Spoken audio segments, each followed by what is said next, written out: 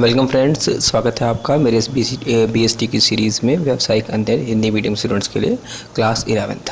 आज हम chapter 5 discuss करने जा रहे हैं, जो है व्यवसाय की उभरती पद्धतियाँ। मतलब नई नई पद्धतियाँ कौन सी इसमें आ रही हैं, टेक्निक्स। तो स्टार्ट करते हैं चैप्टर को। देखिए, इस चैप्टर के अंदर जो हमें स्टार्टिंग से बताया गया है कि व्यवसाय करने के तरीके को व्यवसाय की पद्धति कहा जाता है। किस तरीके से हम व्यवसाय को कर रहे हैं, इसमें देखिए क्लियर ने बताया डिजिटलाइजेशन, जो आजकल हर चीज़ डिजिटलाइजेशन होती जा रही है, जिसे हम हिंदी में अंकीयकरण कहते हैं, जिसमें ध्वनि यानी कि साउंड इफेक्ट्स, प्रकृतियाँ यानी कि ग्राफिक्स, वीडियो एवं अन्य विषय वस्तु का एक और जीरो की श्रृंखला के रूपांतरण यानी कि बाइनरी फॉर्म में रूपांतरण करना, जिनको इलेक्ट्रॉनिक प्रसारण हो सकता है। बहुस्थितीय मतलब कि आउटसोर्सिंग, और अंतर्राष्ट्रीयकरण एवं वैश्वीकरण, भूमंडलीकरण मतलब कि पूरे ऑल ओवर वर्ल्ड में किसी भी बिजनेस को करना। ये सब चीज़ें नई होती जा रही हैं बिजनेस के अंदर। इस अध्याय में हम आपको पहली दो घटनाओं अर्थात व्यवसाय के अंकीकरण यानी कि इलेक्ट्रॉनिक्स का एक शब्द है जिसे डिजिटलाइजेशन के लिए यूज़ किया जाता है, जिसे इलेक्ट्रॉनिक व्यवसाय ई बिजनेस भी कहा जाता है, और व्यवसाय प्रक्रिया स्रोतीयकरण मतलब कि आउटसोर्सिंग, जिसे हम BPO भी कहते हैं इंग्लिश में, से परिचय करवाएंगे। ये तो व्यवसाय करने के नए तरीके जिनके कारण है कि मतलब नई नई पद्धतियों को अपनाना आज की टाइम की ज़रूरत बन गई है। डिजिटलाइजेशन को अपनाना, आउटसोर्सिंग करवाना, ये सब चीज़ें नीड हो गई है बिजनेस की। व्यवसाय प्रक्रिया को उन्नत करने के प्रयत्न में, चाहे वह क्रय का और उत्पादन या विपणन मतलब बांटना, वित्त अथवा मानव संसाधन हो, व्यवसाय प्रबंधन और व्यवसाय चिंतन हमेशा कार्य करने के नए एवं बेहतर तरीकों को विकसित करने में लगे रहते हैं कि नई नई चीज़ों को अपनाया जाए।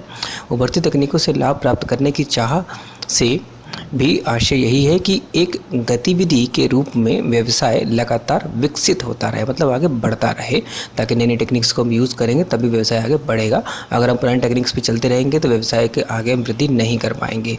इसमें सबसे पहले नाम आता है ई व्यवसाय का, जिसे हम ई बिजनेस भी कहते हैं। ई व्यवसाय को ऐसे उद्योग, व्यापार और वाणिज्य के संचालन के रूप में परिभाषित किया जाता है जिसमें हम कंप्यूटर नेटवर्क, ठीक है, जिसे हम तंत्र भी कहते हैं नेटवर्क को हिंदी में, का प्रयोग करते हैं। कंप्यूटर से जुड़ के हम इसका यूज़ करते हैं। ई व्यवसाय बनाम ई कॉमर्स बेसिकली क्या है ये? ई व्यवसाय भी एक अधिक विस्तृत शब्द है, मतलब बहुत बड़ा शब्द है, और इसमें इलेक्ट्रॉनिक माध्यम से किए जाने वाले विभिन्न व्यावसायिक लेन देन और कार्य एवं लेन देनों का एक अधिक लोकप्रिय क्षेत्र, जिसे हम ई कॉमर्स कहा जाता है, भी शामिल है। ई कॉमर्स एक फर्म के अपने ग्राहकों और पूर्तिकर्ताओं, मतलब जो उसको सामान प्रोवाइड करता है, के साथ इंटरनेट पर पारस्परिक संपर्क को सम्मिलित करता है। ई व्यवसाय न केवल ई कॉमर्स है, वरन व्यवसाय द्वारा इलेक्ट्रॉनिक माध्यम द्वारा संचालित किए गए अन्य कार्यों, जैसे कि उत्पादन करना, स्टॉक को नियंत्रित करना, प्रबंध करना, उसका उत्पाद का विकास करना, मतलब डेवलप करना, नए अपने अपने उत्पाद, लेखांकन मतलब कि अकाउंटिंग वगैरह, एवं वित्त और मानव संसाधन को भी सम्मिलित करता है। इस प्रकार ई व्यवसाय स्पष्ट रूप से इंटरनेट पर क्रय मतलब बेचना, खरीदना और विक्रय करना अर्थात ई कॉमर्स से कहीं अधिक है। ई व्यवसाय का कार्यक्षेत्र कितना बड़ा फैला हुआ है वो। ई व्यवसाय का कार्यक्षेत्र बहुत व्यापक है। अधिकतर सभी व्यावसायिक कार्य जैसे कि उत्पादन, वित्त, विपणन, जो ऊपर में डिस्कस किया था अभी ये, और कार्मिक प्रबंधन मतलब कि श्रमिकों के प्रबंधन और प्रबंधकीय गतिविधियों जैसे नियोजन, संगठन और नियंत्रण को कंप्यूटर नेटवर्क पर क्रियान्वित किया जाता है, मतलब उसको विकसित किया जाता है वहाँ पे और यूज़ किया जाता है कंप्यूटर का। इलेक्ट्रॉनिक माध्यम के लेन देनों और नेटवर्कों के विस्तार को निम्न दिशाओं में परिकल्पित किया जा सकता है। कौन कौन सी? देखिए, एक तो फर्म से फर्म, अर्थात एक फर्म का अन्य व्यवसायों से पारस्परिक संवाद या संपर्क होना। फर्म से ग्राहक यानी अर्थात एक फर्म का अपने ग्राहकों से पारस्परिक संवाद, संपर्क और अंतः भी, ये हम आगे डिस्कस करेंगे पूरी डिटेल में, अथवा फर्म के आंतरिक प्रक्रियाएं भी इसमें शामिल होती है। ये व्यवसाय के विभिन्न घटकों के बीच अंतर एवं अंतः लेन देनों का संक्षिप्त विवेचन नीचे किया गया है। देखो, फर्म से फर्म कॉमर्स किसी यहाँ ई कॉमर्स लेन देनों में शामिल दोनों पक्ष व्यावसायिक फर्में हैं, इसलिए इसे फर्म से फर्म भी कहा जाता है। इसका नाम दिया गया है। उपयोगिता सृजन एवं मूल्य सुपुर्दगी के लिए किसी व्यवसाय को अन्य अनेक व्यावसायिक फर्मों से पारस्परिक संवाद करना पड़ता है, मतलब फर्म टू फर्म रिलेशन की बात हो रही है, जो कि पूर्तिकर्ता अर्थात विविध आगातों के विक्रेताओं से हो सकते हैं, अर्थात उस माध्यम का हिस्सा हो सकते हैं जिसके द्वारा फर्म हम अनेक उत्पादों को उपभोक्ताओं तक पहुंचाती है। उदाहरण के लिए जैसे कि एक ऑटोमोबाइल उत्पादनकर्ता को ऐसी स्थिति में अधिक संख्या में कलपुर्जों के संग्रहण की आवश्यकता होगी जब वह कहीं और ऑटोमोबाइल फैक्ट्री के आसपास या फिर विदेश में निर्मित होते हो, तो उसको ज़रूरी नहीं है कि हर बार स्टॉक मिलता ही रहे, तो उसको स्टॉक में मेंटेन रखना पड़ेगा। कंप्यूटर नेटवर्क का प्रयोग क्रय आदेश यानी कि ऑर्डर देने, उत्पादन के निरीक्षण और कलपुर्जों की सपुर्दगी और भुगतान करने के लिए किया जाता है। वह विभिन्न स्थानों पर स्थित मध्यस्थों को भी नियंत्रित कर सकता है। उदाहरण के लिए एक माल गोदाम से वस्तु के प्रत्येक प्रक्षेपण और अपने पास स्थित स्टॉक का निरीक्षण किया जा सकता है तथा जब और जहां आवश्यक हो वस्तुओं की पुनः पूर्ति निश्चित की जा सकती है। यहाँ फिर विक्रेताओं के माध्यम से ग्राहकों को वांछित आवश्यकताओं मतलब ग्राहक की क्या ज़रूरत है वो फैक्ट्री से में पहुंचाकर ग्राहकों के हिसाब से उत्पादन के लिए उत्पादन प्रणाली में भेजा जा सकता है। देखो यहाँ पर उन्होंने इसको एक डायग्राम के थ्रू भी बताया है कि जैसे कि व्यावसायिक संगठन है, उसने सीधा विक्रेता ने थोक विक्रेता से किया और फिर सीधा उपभोक्ता तक पहुंच गया, या फिर ऑर्डर प्रक्रिया वेबसाइट के थ्रू भी ऑर्डर किए जा सकते हैं। ये इंटरनेट वाला हो गया और ये डायरेक्ट हो गया। नेक्स्ट देखते हैं ई कॉमर्स शब्द का मूल आशय इलेक्ट्रॉनिक डाटा अंतर विनिमय, जिसे हम EDI भी कहते हैं, कि तकनीक का प्रयोग कर व्यावसायिक प्रलेखों जैसे क्रय आदेशों अथवा बीजकों को भेजकर एवं प्राप्त कर फर्म से फर्म लेन देन को सुगम बनाता है, मतलब आसान बनाता है। फर्म से ग्राहक में देखिए क्या हो सकता है इसमें, फर्म से ग्राहक यानी व्यवसाय से ग्राहक लेन देनों में एक छोर पर व्यावसायिक फर्म और दूसरे छोर पर ग्राहक होते हैं। फर्म से ग्राहक कॉमर्स में विपणन गतिविधियों जैसे कि गतिविधियों को पहचानना, संवर्धन करना और कभी कभार उत्पादों की ऑनलाइन सपुर्दगी, उदाहरणतः संगीत एवं फिल्मों का विस्तृत क्षेत्र शामिल है, मतलब कि ऑनलाइन ही हमने उसको डिलीवर कर दिया। यहाँ पर देखिए जैसे फिगर से अच्छा बताया गया कि व्यावसायिक संगठन है उसने विक्रेता को डायरेक्ट उपभोक्ता को ऑर्डर दिया और उपभोक्ता ने डायरेक्ट ऑर्डर दिया किस पे, वेबसाइट पे, और ऑर्डर प्रक्रिया इस तरीके से डायरेक्ट वेबसाइट के थ्रू भी मेंटेन की जा सकती है। इसमें एक चीज़ और ध्यान रखनी है कि उदाहरण के लिए ATM ने धन की निकासी को तेज बना दिया है। आजकल ग्राहक बहुत समझदार हो रहे हैं और उन पर वांछित व्यक्तिगत ध्यान दिया जाना चाहिए। उन्हें न केवल ऐसी उत्पादन विशेषताएं चाहिए जो कि उनकी ज़रूरतों के अनुसार हों, वरन उन्हें सपुर्दगी मतलब कि डिलीवरी की सहूलियत और अपनी इच्छा अनुसार भुगतान की सुविधा भी होनी चाहिए। कैश ऑन डिलीवरी करेगा बंदा या ऑनलाइन पेमेंट करेगा। कंपनियां यह जानने के लिए कि कौन क्या खरीद रहा है और ग्राहक संतुष्टि का स्तर क्या है, ऑनलाइन सर्वेक्षण भी करा सकते हैं, जिसे फीडबैक फॉर्म कहते हैं। ग्राहक से फर्म कॉमर्स की एक वास्तविकता है जो ग्राहकों को इच्छा अनुसार खरीदारी की सुंदरता प्रदान करती है। ग्राहक कंपनियों द्वारा स्थापित कॉल सेंटरों का प्रयोग कर किसी भी समय बिना किसी मतलब 24 आवर चलते हैं ना वो, किसी अतिरिक्त लागत के निःशुल्क फ़ोन कर अपनी शंकाओं का समाधान और शिकायतें भी दर्ज करा सकता है। इन कॉल सेंटरों अथवा हेल्पलाइनों की स्थापना स्वयं करने की आवश्यकता नहीं होती, वरन इनका बाह्य स्रोतीकरण मतलब कि आउटसोर्सिंग किया जा सकता है।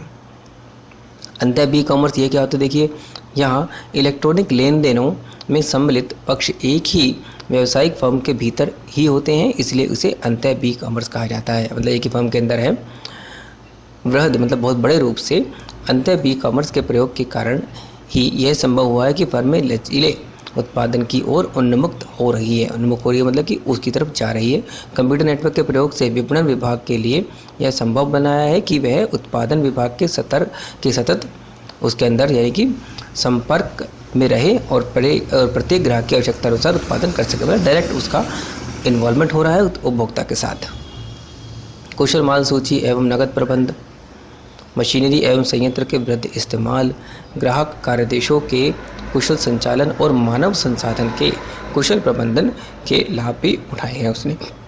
एक देखते ई वाणिज्य के लाभ क्या क्या है। देखिए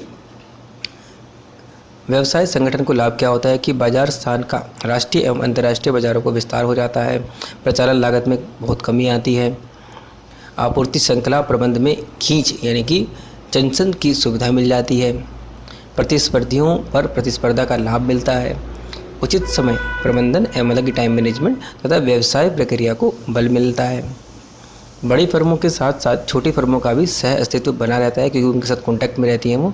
ग्राहकों और समाज को लाभ क्या होता है, लोचशीलता मतलब कि फ्लेक्सिबिलिटी आ जाती है उसमें, प्रतिस्पर्धात्मक मूल्य छूट या मूल्य त्यागना मतलब कि बहुत सारी चीज़ें फ्री में मिल जाती है या फिर छूट पे मिल जाती हैं, अन्य विकल्प तथा पसंद, त्वरित एवं समयानुसार सपुर्दगी, मतलब जब आप चाहो तब आपको डिलीवर हो जाता है। डिजिटलाइजेशन उत्पाद जो है, फिर ग्राहकों अनुसार उत्पादन करना, ई नीलामी की सुविधा, रोजगार की संभावनाएं, दूर तक पहुंच भी हो जाती है इसमें। अब इसमें देखिए एक बताई गई है यहाँ पे कि इंटरनेट संगठन की विभिन्न इकाइयों के मध्य पूरी जानकारी के आधार पर निर्णय के लिए मल्टीमीडिया और यहाँ तक कि त्रिआयामी यानी कि 3 स्तर पर जो काम करता है आलेखीय प्रेक्षण को भी सुगम बनाया है। इससे बेहतर समन्वय, तीव्र निर्णय और दुर्ग कार्य प्रवाह संभव हो चुका है। कभी कभी इसे B2E कॉमर्स भी कहा जाता है, आपने नाम जरूर सुना होगा इसका। ये कंपनियां ई कॉमर्स द्वारा कर्मचारियों की भर्ती करती है, साक्षात्कार मतलब इंटरव्यू लेती है और चयन करती है, प्रशिक्षण, विकास मतलब उसका ट्रेनिंग करना, उसका डेवलप करना, शिक्षा इत्यादि को और उन्मुख हो रही हैं। वे ई डाक के द्वारा भी कार्य क्षेत्र रिपोर्ट भेज सकते हैं और प्रबंधन उन्हें वास्तविक समयाधार पर ग्रहण कर सकता है कि मतलब एक्चुअल जब जैसे उसने भेजा तभी मिल जाएगा उसको। वास्तव में आभासी निजी नेटवर्क तकनीक का आशय होगा कि कर्मचारियों को कार्यालय नहीं जाना पड़े, ऐसा आजकल हो गया है। इसके बजाय कार्यालय एक प्रकार से उनके पास जाएगा और वह जहां है वहां से अपनी गति और समय सुविधा के अनुसार कार्य कर सकेंगे। बैठेंगे, टेली वीडियो कॉन्फ्रेंसिंग के द्वारा भी हो सकती है।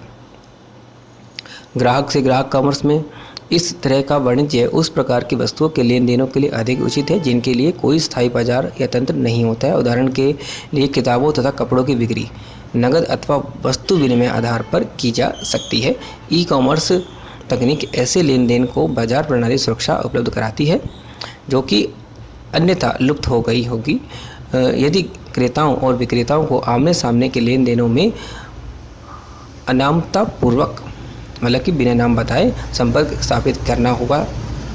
उदाहरणतः ईबे में मिलता है जहां उपभोक्ता अपनी वस्तुएं एवं सेवाएं दूसरे उपभोक्ता को बेच सकते हैं। ऐसा एक प्लेटफॉर्म आज के टाइम है अवेलेबल। अब देखिए नेक्स्ट इसमें बताया गया है कि इस प्रकार भावी खरीदार यह देख सकते हैं कि एक विशेष विक्रेता ने 2000 से अधिक ग्राहकों को बिक्री की है और उन सभी ने विक्रेता को अत्युक्त आंका दिया है, मतलब कि उसको अच्छी रेटिंग दी है। 2000 से ज़्यादा ग्राहकों ने उससे खरीदा है तो हम समझ सकते हैं कि वो सेलर अच्छा रहा होगा।